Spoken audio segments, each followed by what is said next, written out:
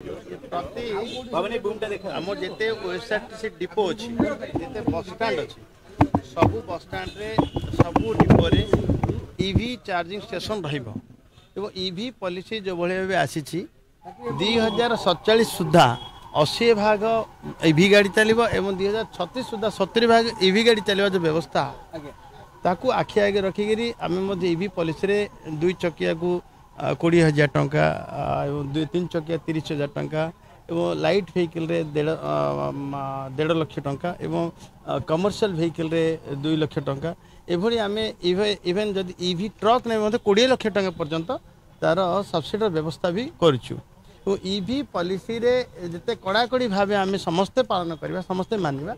निश्चित भाव 2036-2047 जो भाव ईवी गाड़ी प्रचलन हम से संपूर्ण सफल हो पार निश्चित भाव कार्यकारी कर देखिए प्रथम जो भाव अन्य राज्य लोके आसिक ओडार ठिकाना देकर जो भाव ईवी पॉलिसी दि जाऊा प्रोत्साहन राशि को एक लोकलोचन को आसी